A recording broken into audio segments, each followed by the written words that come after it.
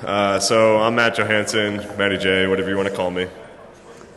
I'm Kyle Osborn, or The Cause. This is Cause, Baby Cause, sure.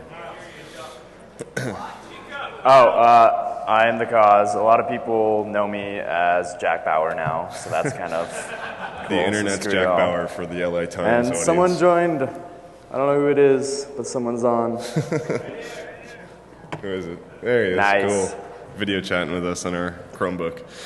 So we both work for WhiteHat Security's Threat Research Center. That sounds pretty much as epic as it gets, right? But we are web app hackers.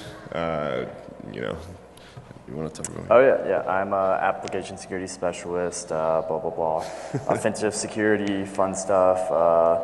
Likes to make things scarier than they actually are, but not FUD-like. Kyle breaks things. This is our obligatory what our company does. Sometimes. We scan websites for vulnerabilities, just past 4,000 sites. Very cool. Don't care. Okay, so the CR48, this is what started this whole mess. This is what started our research. Kyle's sitting on Google Plus on it right now. This is the beta version of the Chromebooks that came out back in the fall, 2010. Who had a beta CR48 in the room? Sweet. Yeah, they were sitting on about 25,000. You have yours right there. All right. I have an extension I'd like you to install. So, they were sitting on about 25,000 of these. They mailed them out. They gave WhiteHat one for us to hack on it, and we wouldn't be here if we didn't, right? So we found some pretty cool things. So before the CR48 came out, Chrome OS was out as an open source project. You could install it on whatever machine you were running, whatever VM you were running, that kind of thing. But this is the first device that actually was dedicated to it, and utilized all of its features, utilized all the security features that Google put in place. Another thing is that this is no longer a beta product. These are out in the public. Samsung put them out as Chromebooks. Did anyone buy them? Cool, a few of you? Nice. All right, so yeah, they're out there. They're in production right now. What we know about Chrome OS, right? It's a web-based operating system. We were actually shocked when we opened this laptop that it was just a browser. It was just Chrome. We were like, oh, okay. A machine with Chrome on it. I already had one of those. But so this is all it is, right? It's just Chrome. So in order to get any functionality out of this, besides the web browser, you got to use the extensions in the WebStore. It's kind of like the Apple App Store, but they obviously couldn't call it that. Like Amazon. Because of all of that, nothing is stored locally, right? The hard drive, you have no access to it. As a user of this device, you cannot touch the hard drive. You can't store anything on it. It's small anyway. Nothing is really on it. The file system is there. It's just Chrome. So because of that, it's pretty fast. You open these things up, and they're on. You're online. You're on the web browser. And Google's kind of pushing you towards storing everything in Google Docs or your Google Music, anything like that. They're pushing you towards the cloud, right? So this is what they're putting up against the iPads of the world, right? This is what they're putting up against Apple. They're trying to steal some market share, and it could very well sneak their way into the market. The Samsung Chromebook only came out in June, so even though we've had these CR48s for a while, they've only been available for public purchase for a few months. So we don't really know what it's going to look like if this is going to steal a bunch of market share or not. So the analogy that we like to make, I've made it a few times already, is that these things are kind of like mobile devices but with keyboards, right? So it's an iPad with a keyboard, but it's just a web browser on it. So the same way that on those phones, like an iPhone or something like that, is very locked down, and you can't install anything on it. You can't just go ahead and install Microsoft Word on your iPhone, right? Wouldn't that be cool? But in order to do anything with it without jailbreaking it, you got to go to the App Store, right? So how many people in here have more than 3 pages of apps on their iPhone in their pocket? Okay, a bunch of you, right? So people go app crazy, right? You got to download a bunch of different things. So those of you who have iPhones and have installed all these apps, how many of you have seen the permission warning that comes up, right? This app that you're about to install is going to have access to your GPS location, your call history, your text messages, your mother's maiden name, your social security number, all that kind of things, right? Who's hit cancel because of that pop-up box? Oh, not enough of you. This is DEFCON. Come on. Right? So the same thing kind of happens in the Chrome Web Store when you go to install an extension on Chrome. Right below the install button, it says what websites that extension is going to have access to talk to. So we'll see some more examples of this in a second. Another thing we want to point out is that with the App Store, there's actually a code review process, or not necessarily code review. There's an application review process, sort of like a Q&A sort of deal going on.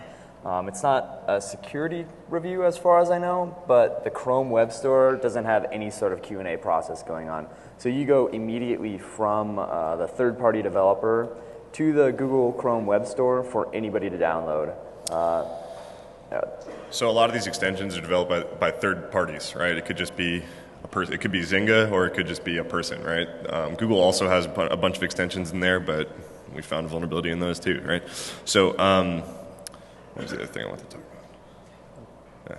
No. All right. Oh yeah. So because of like the lack of review process in the Chrome Web Store, you can look it up right now. There's a extension called Cookie Stealer. I promise we didn't make it, but it's called Cookie Stealer, and that's what it does, and it's available for download. Go ahead. We're going to demonstrate a malicious extension that we developed later on in the talk. We named it Malicious Extension, with no legitimate purpose whatsoever. I did upload it. And it got into the web store, no problem, right? You could have downloaded it. Well, we'll show it later. It's not there anymore. He took it down right away. I only let a few people download it. We put the icon as a picture of Justin Bieber.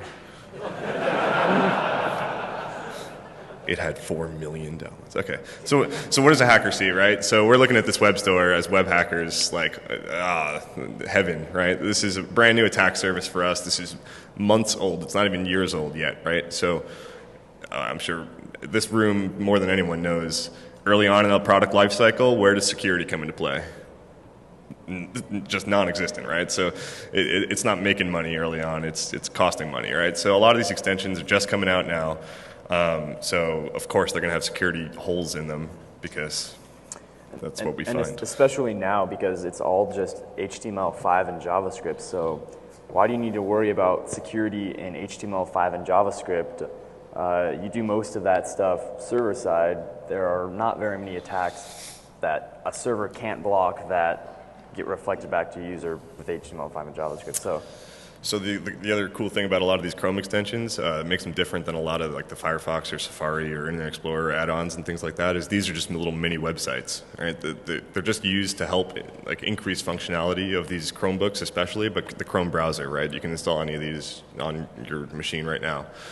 A lot of them just take up very little screen real estate, which is really important on a netbook. If any of you use netbooks, really important, right? So let's just get right to what started the whole mess. So this is kind of like their version of Notepad, right? It's called Scratchpad. It's just a note-taking application. It was pre-installed. It was the very first one on the CR48. Who's used it?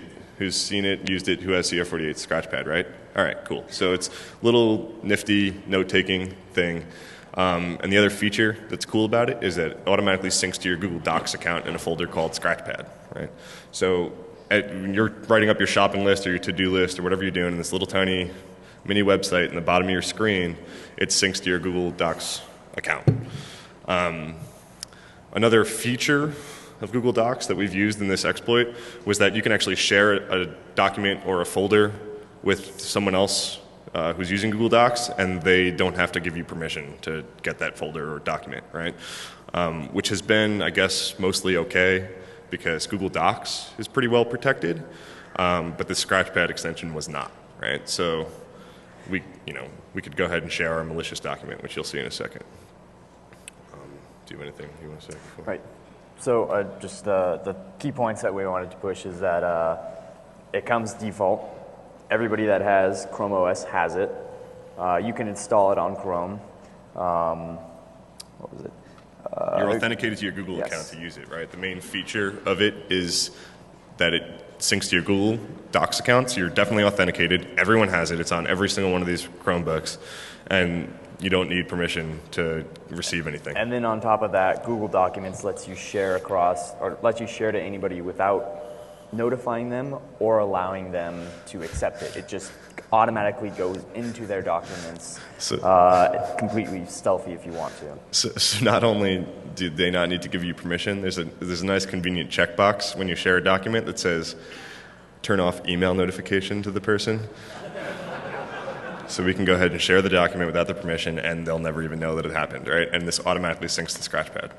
So Google fixed this cross-site scripting bug right away, but I found it within half an hour of opening the CR48. It was the very first extension I opened. I threw in a tag, no sort of filter. I didn't do any crazy web hacker stuff. I threw in a tag, it didn't handle it, and we were like, oh, what can we do with this? So at first we were trying to steal OAuth tokens that it was using and things, but then we just realized that it was talking directly to docs.google.com and www.google.com, so we were able to do some cool stuff. So we have a video since they fixed it right away. Right, so this is in Go. fall 2010. There are about 30,000 users at the time. Those are either Chrome users or Chrome OS users that come default. In the bottom right, you can actually see the little yellow box there that is the permissions it gives you, that it needs to actually function, which is access to google.com and docs.google.com. And your browser history. And your browser history for some reason. Okay, cool, thanks.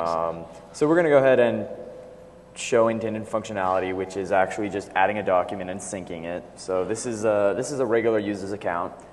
No big deal here. The should victim. sync right there. So there's actually a Scratchpad folder on the left, if you can see that. And that's actually where all your documents are stored. And that's important to remember that it's in that Scratchpad folder, because we're going to be utilizing that feature to attack this victim.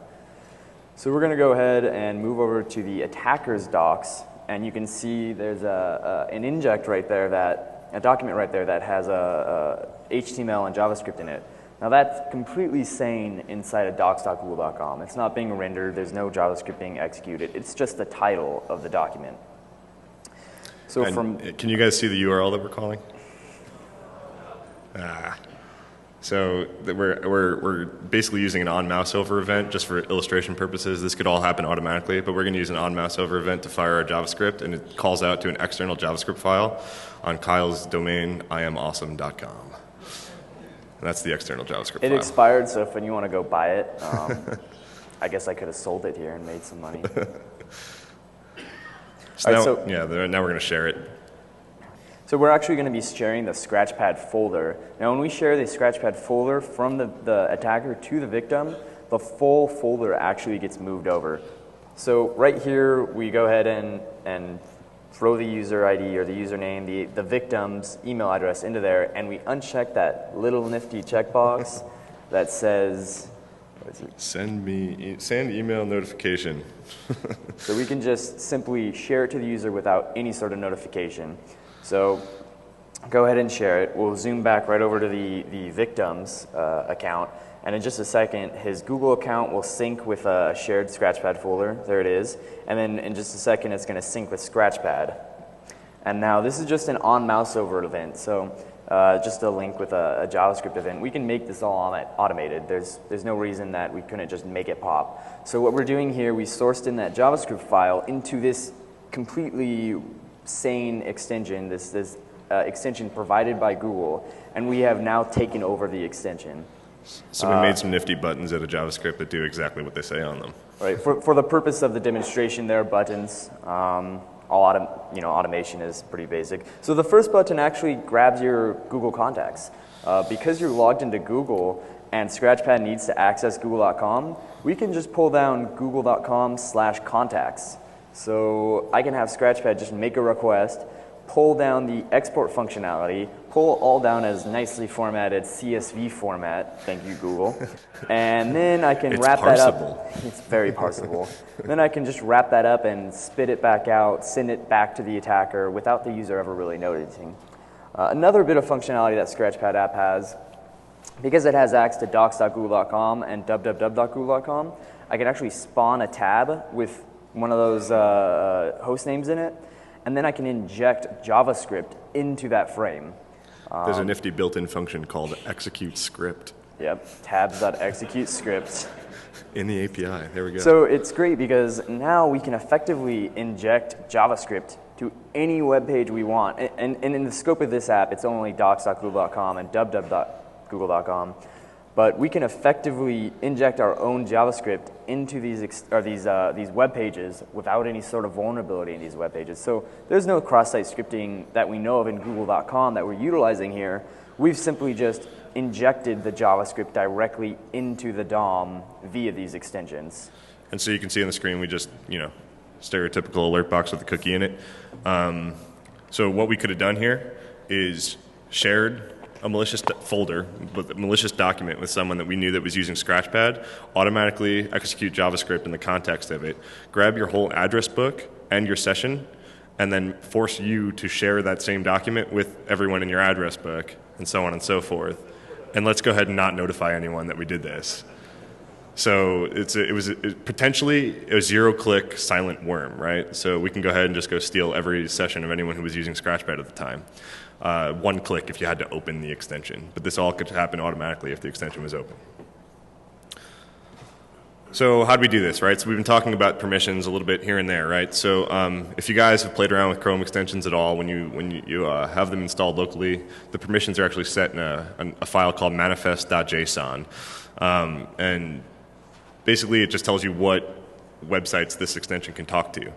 Scratchpad could talk to docs.google and www.google, but of course it can, right? So like if you install a Google document note-taking app, of course it's going to be able to talk to Google Documents. Why would that stop me from installing it? But the cool thing here is that not only do the permissions are set by the third-party developer, right? So if they don't know any better, what do they default to? Talk to every website. I don't want to deal with this later and it break something. So we've seen some extensions out there that have these wide open permissions, just basically can talk to star that don't need it. But the other kind of scary thing is that some extensions need that permission. Something like an RSS reader, right? Is there any way to blacklist or whitelist an RSS reader for what websites it's going to be able to talk to? So if you have an RSS reader extension, it's going to need to talk to every possible website that's going to have an RSS feed on it. So it's going to have wide open permissions. And again, Google does not check these extensions or the permissions that are set by the third-party developer before they're uploaded to the WebStore. All right, so a quick overview of the APIs that, as an attacker, I found interesting. So the first three, bookmarks, cookies, history, those basically allow me to access, edit, delete, insert bookmarks, cookies, and history. This is great because I can kind of pull down your whole history, all your bookmarks, all your cookies, and then if I want to make trends, I can figure out which websites you go to most often. I can stage attacks based on that information. Or if I have direct API access to all of your cookies, I can just pull down all of your cookies and impersonate you on every website that you're currently logged in and have a session with. Now, Windows and tabs, pretty much all the extensions have this. This is basically the API that allows them to create pop-ups, create new tabs, and create new windows. It's pretty standard. This is also the... Or talk to any currently open tab or window, right? So if an extension needs to talk to a website that you're currently open, it doesn't need to pop something up or let you know. And this is the awesome one, because this is the one that has the functionality of tabs.execute script. So most of the extensions utilize this API, and most of them have the ability to call the execute script functionality. And that's great because if most of them have it, it just means it's that much easier for us to inject code into websites that we feel necessary to. So on the bottom there, you see that's a screenshot of what the manifest.json file, like a sample manifest.json file. It just had permission to, storage, notification, tabs. Tabs is what we're talking about. That's cool. And then you'll see a sample wide open permission kind of regex, right? So it can match on any protocol, any domain, any path. Any protocol is kind of tricky here. It's not actually any protocol. It's either HTTP or HTTPS. So even though it's a star, it's just those two things. We can't start like initiating FTP connections and stuff like that through these things. And you see that's seen very often. There are extensions in the wild right now with cross-site scripting vulnerabilities. Every once in a while, I pull down the top 1,000 featured or most popular extensions. I go through and I parse the manifest.json files, and there's a good percent that have exactly that. And of those, I can usually find a few that have vulnerabilities. So what are we looking for now, right? As web hackers, we're not looking for buffer overflows or anything like that in your software security. It was perfect, right? We were given this talk at the executive briefing at Black Hat. It was a little quick, a couple minute of it. And this guy was talking before me, and he was talking about, I couldn't have asked for a better person to be talking before me. He went up there, and he was talking about all new ASLR and DEP and all this kind of stuff, comparing Windows 7 and OS 10 and the latest and who's more secure, this, that, and the other thing. He gave this whole talk about that. And I got up there and introduced ourselves, and I said, and this is exactly why we don't care what he just talked about. Right? We don't give a shit about ASLR, DEP, anything like that. Right? We're talking about everything in the web now. I don't care about what's on your hard drive. These machines don't store anything locally. Even if they did, you're storing everything in the cloud anyway, right? Like we were just able to hijack everyone's Google account. How many people live in Google? I know I do. Right? It's all my email. We were cracking up. We were using Google Docs to pass outlines for this talk back and forth to each other that we just found a vulnerability in it. While we were testing Scratchpad, I also shared extensions to Matt that he was not happy about, or shared titles. Yeah. So, we're looking for a new set of usual suspects, right? We're not looking for insecure software on your hard drive or anything like that. We're looking for extensions that, are going to take input from somewhere and display it back on the screen for cross-site scripting vulnerabilities. We're gonna look for extensions that perform some sort of sensitive administrative function for you conveniently on some website for CSRF vulnerabilities. We're going to look for, and we'll show it in a second, we're going to look for extensions that talk to a database for SQL injection vulnerabilities, right? These are web hacks that everyone's known about for decades, and we're not doing anything fancy here. I don't want to write crazy buffer overflows, ASLR depth bypasses, anything like that. We're just writing JavaScript, and we're doing some pretty cool stuff. Yeah. So, the other unique thing about these extensions is if you find cross-site scripting on a website, you can attack the users of that website. If you find cross-site scripting on an extension with wide open permissions, you can potentially attack the users of every website that user is using. That's completely different. We're not seeing that a lot today. This is kind of new. So we have a direct quote from Kyle here. All right, so why are we gonna spend all this time? Why are we gonna spend all this time trying to learn assembly code or anything like that when JavaScript is really easy? So says this small child. That is a quote that I said. So cross-site scripting is going to give you everything we want and more, right? Exploit development's hard. Like I don't have time to learn it. I'm not smart enough to learn it. Kyle agrees that I'm not smart enough to learn it. And all these APIs are really easy and, callable by JavaScript. Maybe we can get like a memory-based malware keylogger in this system if we really felt like trying to break the sandbox or something like that. I mean, no one even showed up at CanSec West to try to break the sandbox. That's not what I'm going to spend my time doing. The return on investment isn't worth it there. Right, the impact is so high with these vulnerabilities, but the learning curve is so low. It's really just JavaScript.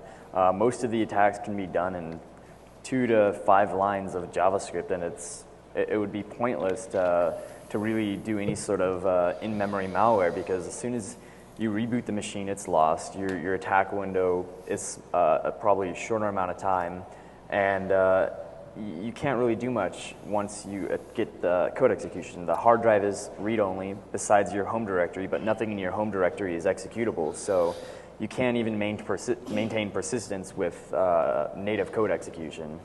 See, the other thing that we haven't seen yet that we're seeing here is that if we're going to fix this, besides fixing just the cross-site scripting holes, a lot of the sanitization might have to happen client-side, right? These extensions are locally, right? So usually when you fix cross-site scripting, you're doing some sort of input validation or output encoding on the server side. What if these extensions don't talk to a server at any point, right? And like they're just grabbing information locally, things like that. Then the sanitization might have to happen client-side. That's crazy. We don't even know what that's going to look like. So let's get to another fun demo. Cool. So this is a, yes, let's do that. This is a purposely malicious extension that we threw together just to demonstrate the vulnerabilities. This extension pretty much has the same permission levels as the Scratchpad extension does. It's nicely named malicious extension. So anything we do here, we could have done with Scratchpad. Can't do it anymore because Google fixed it, so not a big deal. Actually, I take that back. The only difference between a Scratchpad extension is that instead of having only access to google.com, we have access to *://*. We can access any domain, any host name, any protocol, and that's actually very common. Yeah, like we said, there are extensions out there, RSS readers, things like that. Like I think at the time, the top-rated RSS reader and the top-used RSS reader had an XSX bug in it, and had permission to talk to every website when we found it back in December. But this is just a little easier to demonstrate. Right. So with this extension here, I'll go ahead and maximize. Oh, great. Okay. So with this extension here, we just have the nice little buttons again. Of course, we've seen the Google contacts. We can just pull that up, and there you go. There's your Google contacts in a nice CSV format. Now this is a fun one. Did you update this? Yeah, we did. Yeah. So who wants to come up on stage and type their phone number in? Wedgie. Come on. I promise it's a password field. No one will see it. 1, the area code, and your number. No. So what we're doing here is, since this extension has permission to the whole website, it also has permission to Google Voice, right? So we're actually able to hijack that, parse Google Voice for its CSRF token on the fly, and then spoof a text message. Or actually, I changed it, so it's no longer a text message. I'm actually spoofing a phone call. So if, as a user, I wanted to get someone to call someone, I would have Matt within a vulnerable injection or a vulnerable extension. I would pop his extension, then I would force a phone call to his phone, and then that would call whoever I want it to be. Our last one was also a text message, but it's not limited to that. We can pull down your call history, we can pull down your text message history, we can pull down your voicemails. It's really not limited at all. Did your phone ring? Not yet. Oh, well, mine rang. No, because it calls my phone. It's using the victim's victim's Google Voice account to call you. So you actually, as an attacker, you were just using my Google Voice account, which then called you. And that could all be automated again. It's just like buttons because they're pretty. The demo gods are not smiling. No. Anyway, so another fun one, which is execute alert, which execute JavaScript, same thing with google.com. So we're just going to go ahead, okay, google.com, Facebook, JavaScript injected, Twitter, Yahoo, and Chase is still giving some errors. So let's just go ahead and pretend there's an alert box there. Oh, hey, proceed. Will it actually work? I don't think that works. Yeah. Oh, look at it. That even works. There we go. So these websites don't have any vulnerabilities in them. Well, they probably do. Well, I'm sure they do. It's Chase. We don't have permission to test that. We haven't exposed or utilized any vulnerabilities in these websites. We're just injecting code to them. So we can go one step further. Instead of alert, why don't we just inject a JavaScript keylogger? I mean, there's your in-memory malware. You now have a keylogger in every page that you go to. And it's not just spawning tabs. I can contact tabs that are already open and inject as much or whatever I want. We can listen for what tabs you're opening. We can view your history, right, via the history API. We can watch I Love Lucy. Yeah, I Love Lucy. All right, so then another fun one, which hopefully it doesn't kernel panic your Mac again. It kernel panicked my Mac earlier. So we can actually do XHR scans. Because we have access to :, star, dot, star, or whatever, we have access to everything. This also includes IP addresses. So we can actually use XHR requests to scan your local subnet and look for anything listening on port 80. So we'll go ahead and do this on this one, and we'll see if anything pops up, and hope to God that it doesn't your button doesn't work. My button doesn't work. Oh, that's sad. No, it's we could do all different Yeah, ports. we can basically do any port that's not restricted by the browser. So the browser has it hard-coded. You can't access like port 20 through 25. You can't do like IRC. You can't do SMB stuff. So you wouldn't be able to do SMB scanning in the network to look for Windows hosts, but you could pull down a local list of web servers in your local area network. So I could potentially fingerprint your internal network by taking over one of your extensions, scan your internal network, look for fancy things, say you have Jira listening, or you have, maybe there's printers there that I can take advantage of. Or Who was at our Black Hat talk? Anyone? No? Okay, cool. That's fine. Yeah, all right, okay.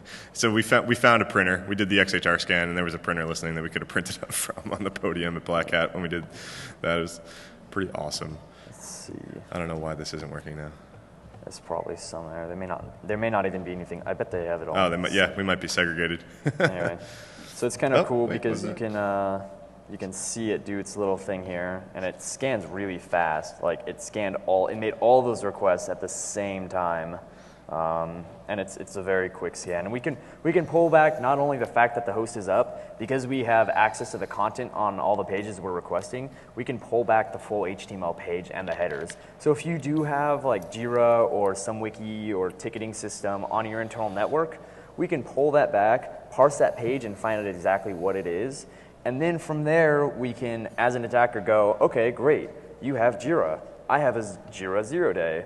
From your web browser, I'm actually going to own your Jira server, load up a interpreter session, and suddenly I have a reverse shell from your Jira server that I attacked from your browser calling out back to me, and I have a real shell on a server inside your network. So Who uses LastPass? Who's heard of it, uses it? Okay, So a some of handful. you.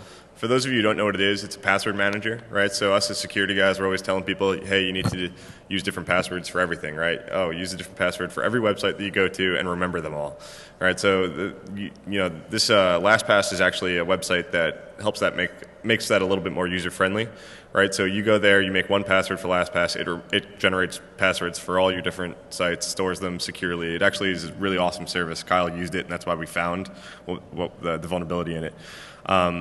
They have an extension in Chrome. It had cross-site scripting in it when we first were testing it, but they fixed it right away. They've actually been really awesome to work with. So there's no vulnerability in it right now.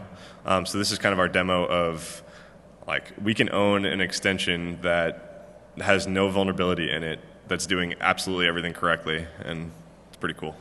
Right. So when I was testing the LastPass extension, I did find a vulnerability, some pretty hard to manage, on drag, whatever.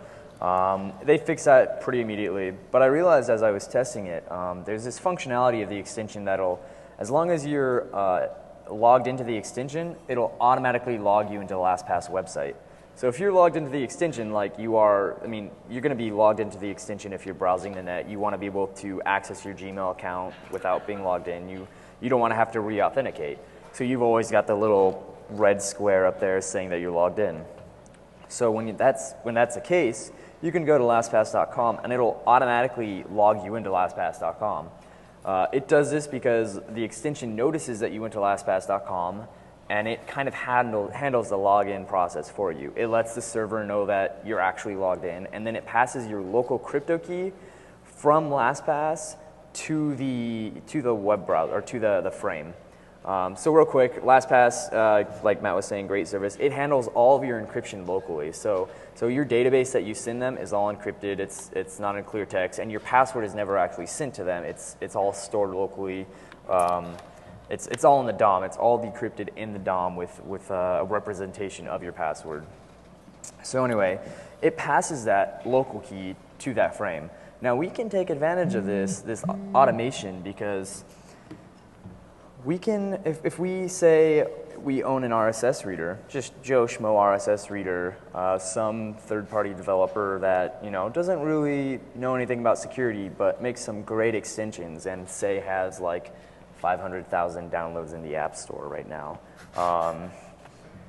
We can spawn a tab for LastPass. We're, of course, not speaking of any actual top-rated RSS reader with a vulnerability in it currently or anything like that. So we can spawn a new window with LastPass. And what this does is the LastPass extension then goes in and it notices that window. So it thinks that you opened that window and that you want to go to lastpass.com. So it automatically logs you into your online vault, and you can change settings there and all that, and access all your passwords, and that's great. But instead of allowing the user to do that, we're going to have the extension automatically open this window, allow the extension to log you in, and then inject JavaScript to pull out your crypto key. So now I've got your private key to decrypt your database. Then I'm going to just, grab your database because I can do that. It's very trivial, and we're going to demonstrate it right now. We could just decrypt it locally in our hacker den at home. It's like a man cave, but with more green lights and Neo.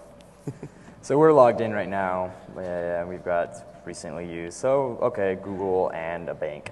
So if we go ahead and click Grab LastPass Database, it's going to spawn it up. It's going to automatically load it up. So we're logged in, no prompt from the user. In just a second, it's going to change. So, okay, so here is your actual crypto key up there. Is a weird way of passing it between the extension. Now I grabbed your database, and then I just decrypted it on the fly and threw it right there. So what we can do with this is we can just grab the database, send it back to us with your key, and then suddenly I've literally got the keys to the kingdom. I don't know about you guys, but I put way too much information in my LastPass extension. I've been using it for about 2 months, and I probably have close to about 50 sites or more that I just use, because I'm slowly switching away from my weaker passwords to the really long random stuff. But that doesn't matter if an attacker can just come in and literally steal my LastPass database and cryptographic key. That's my password too. So we did this at WhiteHat, and we didn't actually write this as not really my password. DEFCON, don't try to log in. And someone logged in and sent us an email. They were very nice, and they didn't change the password on us and lock us out, but we didn't trust you guys. Yeah. You look shifty. All you evil hackers. Anyway, so the important thing to know about this is that there's no vulnerability in LastPass at the moment. We're not taking advantage of anything that LastPass is. No cross-site scripting that we know about. What we did find, they fixed immediately. The extension itself is not vulnerable anymore. And actually, this functionality is no longer there. They made it so you actually have to click it from within the extension. So it's still ownable, but the extension doesn't automatically log you in. But if you are logged in, we can still own it, right? So it's not as automatic and cool as what our demo was, but it's still ownable. And that is the last version of LastPass. So you're all safe now, I promise. So we're running out of time, so let's try to fly through some of this. So how many of you guys know what beef is? You've heard of it? So I'm hoping some of you. All right.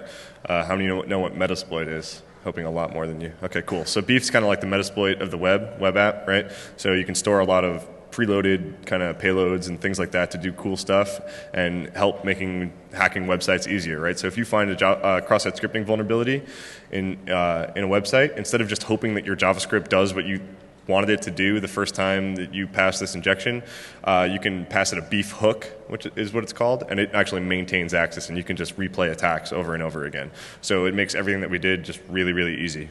Right. So I made this even easier, and I pretty much just took all of the demo functionality I did, and I threw them into beef extensions, beef modules. So now when you own an app, all you got to do is hook beef, and suddenly you have beef inside the extension, you can maintain access, and you can send commands as you want. Go ahead, say your quote. I'm not there yet.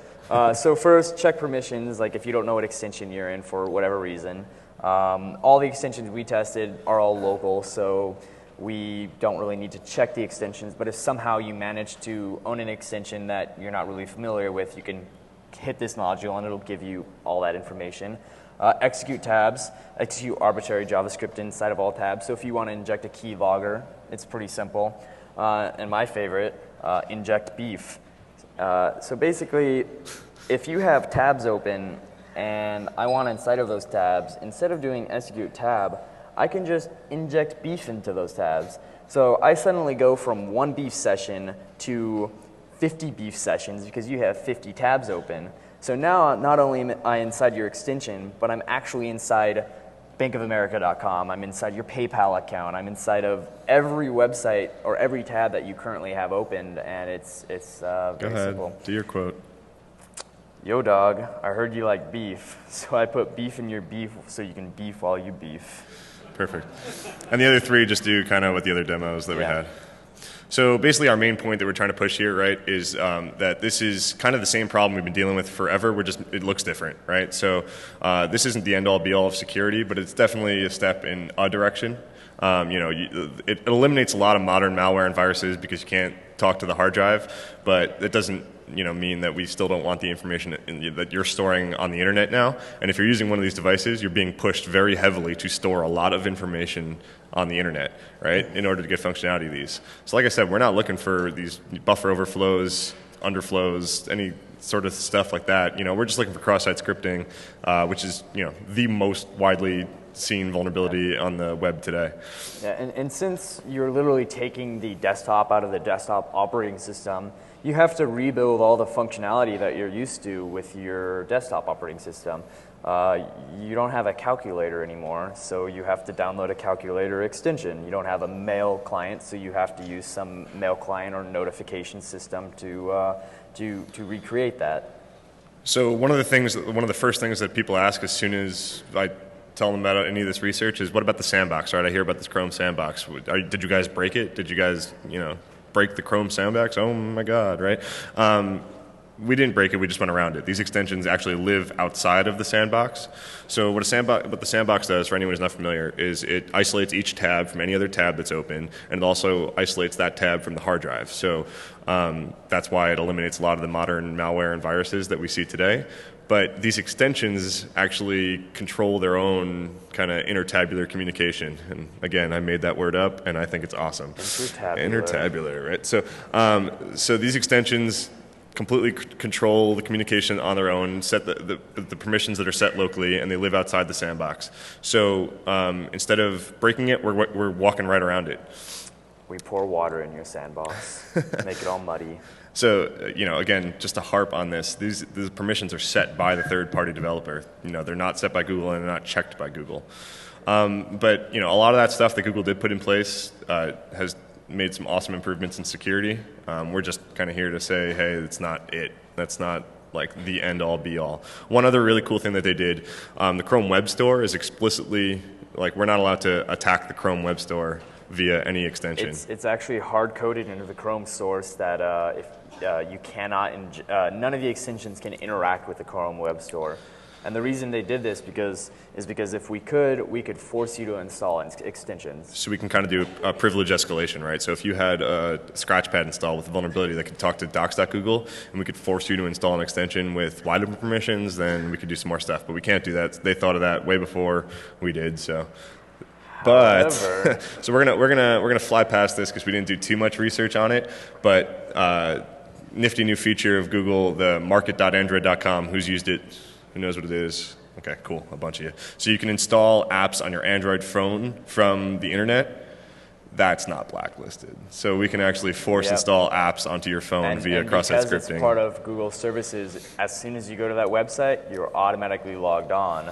And your phone is listed in these synced devices. So we could literally open up a tab, spit some JavaScript at it, and force you to download and install our own malicious extension. Again, probably a Justin Bieber wallpaper.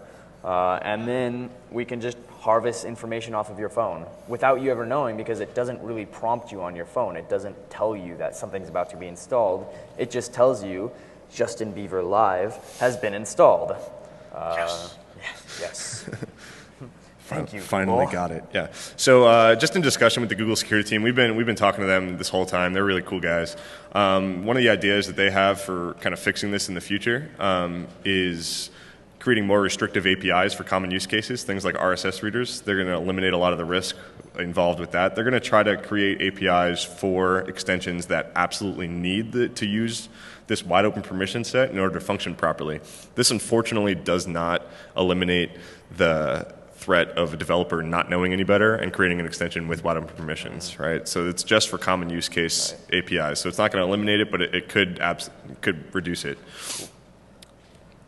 That's it. I have one more thing to know. Oh, go ahead. Clap. Clap.